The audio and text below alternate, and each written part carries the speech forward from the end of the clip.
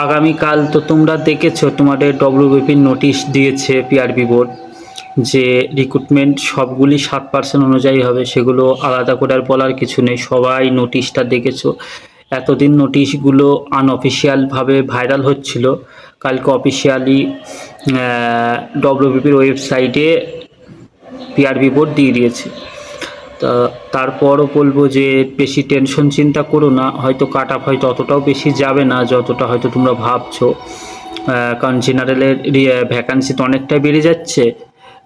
ধরো 10%টা যদি ওখানে যোগ হয় তো প্রায় 850 ভ্যাকান্সি তো ওখানে যোগ হচ্ছে। 850 ভ্যাকান্সি যদি ওখানে যোগ হয় তো জেনারেলের ভ্যাকান্সি প্রায় 4700-800-র কাছাকাছি চলে যাচ্ছে। তো সে জায়গায় মানে হাফের থেকেও বেশি ভ্যাকান্সি জেনারেলেই হয়ে যাচ্ছে। তো জেনারেলে যদি এতগুলো ভ্যাকান্সি থাকে, বেশি ছেলে তো ডাকেনি, এবার অনেক অনেক কাস্ট থেকে জেনারেলে যারা পাশ করে আছে তাদের হয়তো কাস্টে হয়তো ফিরিয়ে দেওয়ার চান্সটা বেশি। আর যারা পুরোপুরিভাবে ইউআর হয়ে যাচ্ছে তাদেরকে হয়তো নাম্বারটা একটু বাড়িয়ে দিতে পারে ইন্টারভিউতে। আর যারা কাস্টের ছেলে আছে, যারা ইউআরে পাশ করে আছে, তাদের হয়তো নাম্বারটা একটু কম দিয়ে হয়তো কাস্টে কিছু কিছু ছেলেকে হয়তো ফিরিয়ে দিতে পারে, যাতে ইউআরের ছেলেগুলো একটা সুযোগ পায়, ইউআরের ছেলেগুলোর যাতে একটা জায়গা তৈরি হয়, সেটা সবসময় পিআরবি বোর্ড চেষ্টা করবে। তো সে জায়গা থেকে তোমরা বেশি টেনশন চিন্তা করো না, ভরসা রাখো, হয়ে যাবে। আর রেজাল্টটা দিক, কারণ অনেকটা দিন ধরে তো অপেক্ষা করে আছো, প্রায় 3 বছর হতে চললো রেজাল্টের জন্যে।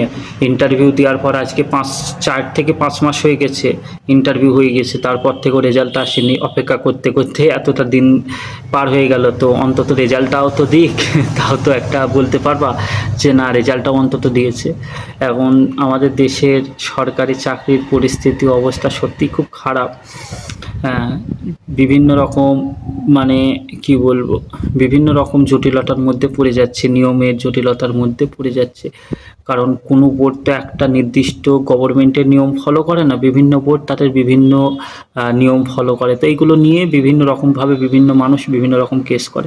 যেমন পিএসসি ধরো একরকম নিয়মে ফলো করে, ডব্লিউবিপি পিআরবি একরকম নিয়ম ফলো করে, তারপর ধরো তোমার এসএসসি একরকম নিয়ম ফলো করে, এক একজন এক এক রকম নিজের নিজের মতো নিয়ম ফলো করে। তো এইসব জায়গাতে কিছু কিছু ক্ষেত্রে সমস্যা হয়।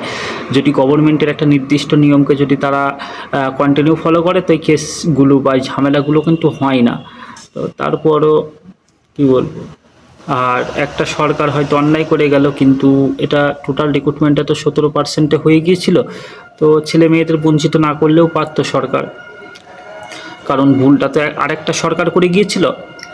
তো চাইলেও সরকার এটা 17% অনুযায়ী ডব্লিউবিপির এই রেজাল্টটাও অন্তত দিতে পারতো, কারণ এটা রিক্রুটমেন্ট টোটালটাই কমপ্লিট হয়ে গেছে।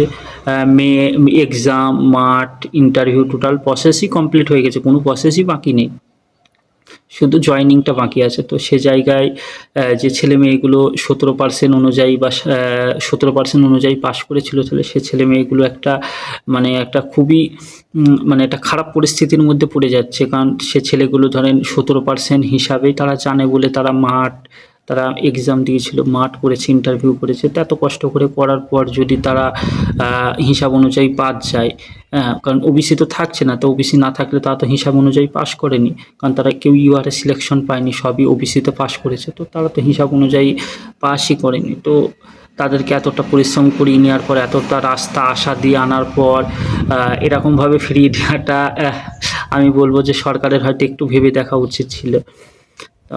তারপরও সরকার যেটা ভালো বুঝেছে সেটা করেছে।